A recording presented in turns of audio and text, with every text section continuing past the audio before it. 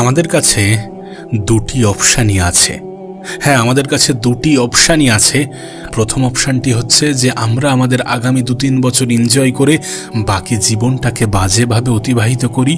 আর দ্বিতীয় অপশানটি হচ্ছে যে আমরা আমাদের আগামী 2-3 বছর একটু কষ্ট করে, একটু পরিশ্রম করে, একটু মেহনত করে, একটু সময়ের গুরুত্ব বুঝে সেটাকে ব্যবহার করে আগামী জীবনটাকে সুন্দরভাবে অতিবাহিত করি।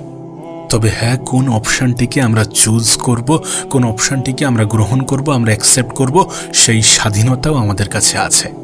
আমরা চাইলে আমাদের জন্য খারাপ জিনিসটাকে আমরা অ্যাকসেপ্ট করতে পারি, কিন্তু সেটা করে আলটিমেট কোনো লাভ হবে কিনা আমার জানা নেই।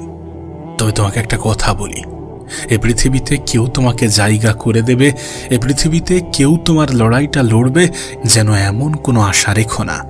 একটা কথা মনে রেখো, এ সমাজ এমন, এখানে তুমি যখন ব্যর্থ তখন তোমাকে নিয়ে সমালোচনা হবে, তোমাকে নিয়ে আলোচনা হবে, নিন্দা হবে, আর তুমি যখন সফল তখন তোমাকে নিয়ে হিংসা হবে। সো মানুষের কাছ থেকে বেশি আশা রেখো না। যত বেশি আশা রাখবে তত বেশি নিরাশ হওয়ার সম্ভাবনা বৃদ্ধি পাবে, তত বেশি কষ্ট পাওয়ার সম্ভাবনা বৃদ্ধি পাবে। তুমি যদি তোমার জীবনটাকে পরিবর্তন করতে পারো না, তাহলেও তোমাকে নিয়ে হিংসা হবে, কিন্তু তাদের ওই হিংসা তোমাকে আরও বেশি উপরে উঠতে সাহায্য করবে।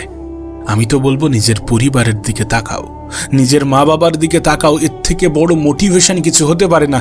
তারা কোন পরিস্থিতিতে আছে, তোমার তো একটা স্বপ্ন আছে যে নিজের বাবা মাকে, নিজের পরিবারের মানুষজন, নিজের আপনজন, যারা তোমার সত্যি আপনজন, সত্যি শুভাকাঙ্ক্ষী, যারা চায়, যারা তোমার খুশিতে খুশি হয়, তুমি তো চাও যে তারা ভালো থাকুক, তাদের মুখে হাসি ফুটুক। তাহলে কেন নিজের উপরে কাজ করবে না? কেন নিজেকে সময় দেবে না? কেন সময়কে গুরুত্ব দেবে না? তুমি জানো না তোমার জীবনের সব থেকে গুরুত্বপূর্ণ জিনিস কি? সফলতা তো তুমি পেতে চাও, কিন্তু সময়কে কেন হেলাই হারাও? সফলতা পাওয়ার জন্য সব থেকে বড় হাতিয়ার যেটা আছে সেটা হচ্ছে সময়।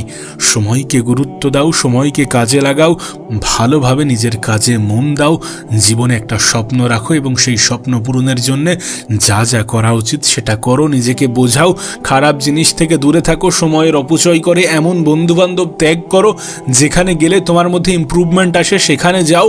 তোমার জন্য উপযুক্ত, তোমার জন্য সুইটেবল পরিবেশ চুজ করো, দেন মেহনতে লেগে পড়ো।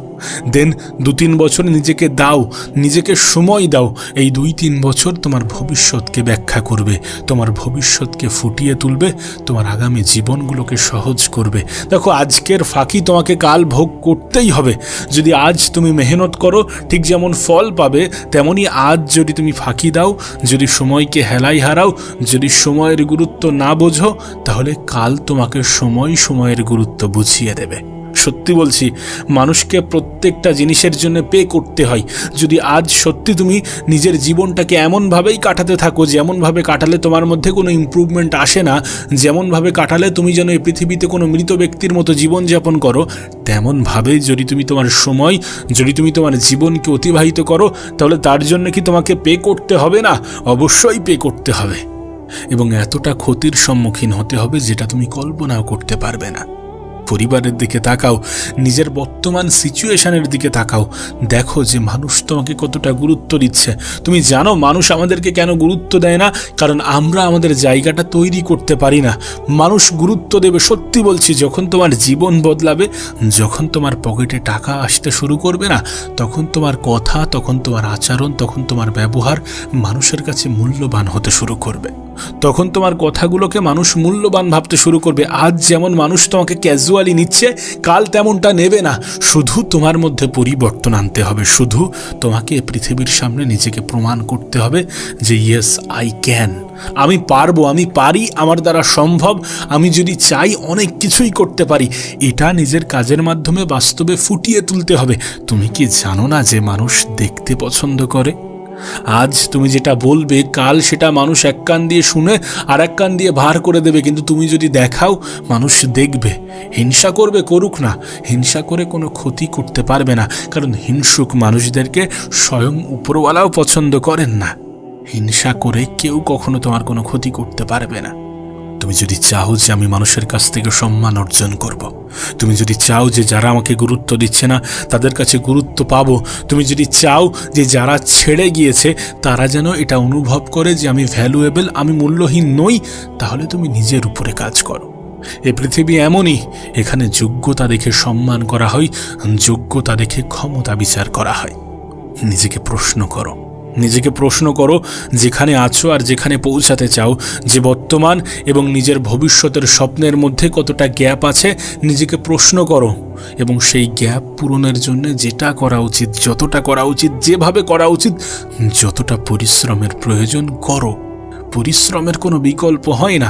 তুমি তো তোমার সময়কে অপচয় করে দেখেছো, 24 ঘন্টা সময়টাকে তো অপচয় করে দেখেছো। এবার একবার নিজে কাজে লাগিয়ে দেখো না, একবার পরিশ্রম করে দেখো না। পরিশ্রম মানুষকে ধোঁকা দেয় না, বিশ্বাস করো।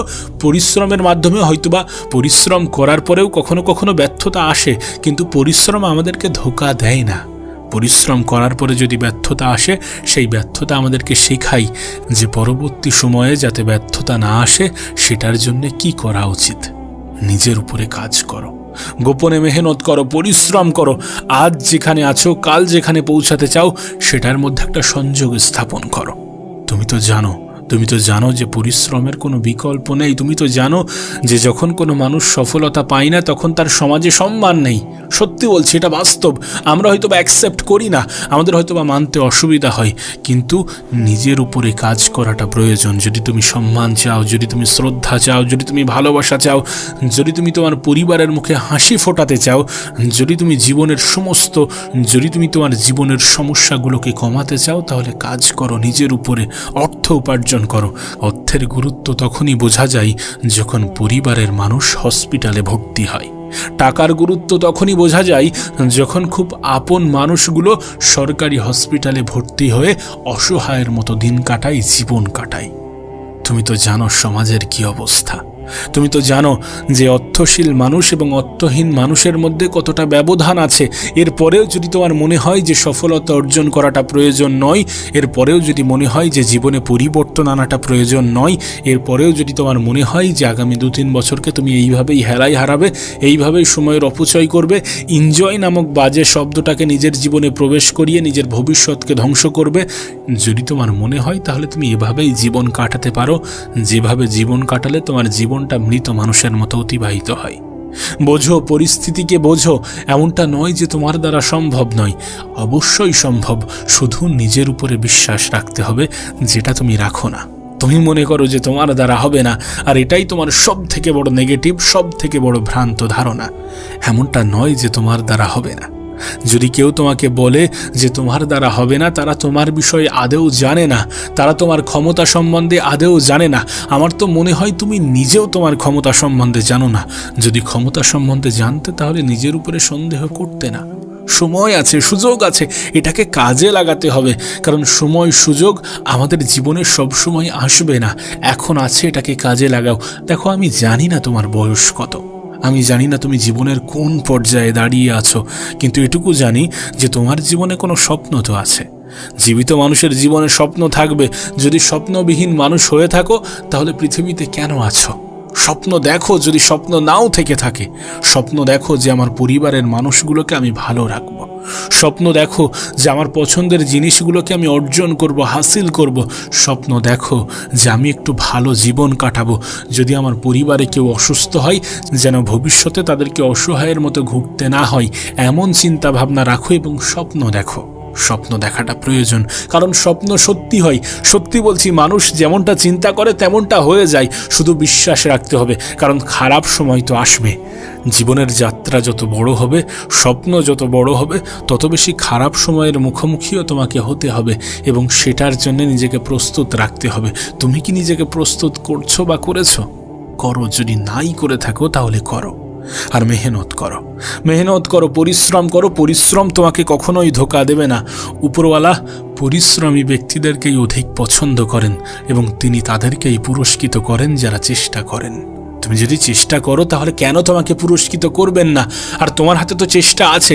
আমি বলছি না যে তোমার হাতে রেজাল্ট আছে, আমি বলছি না যে তোমার হাতে সব কিছু নির্ভর করছে, কিন্তু বেশিরভাগটাই তোমার হাতে নির্ভর করছে। তুমি ভাগ্যের দোহাই দিয়ে হাত গুটিয়ে বসে থাকতে পারো, তবে একবার নিজেকে প্রশ্ন করে দেখো তো, তুমি কি ভাগ্য সম্বন্ধে আদৌ অবগত?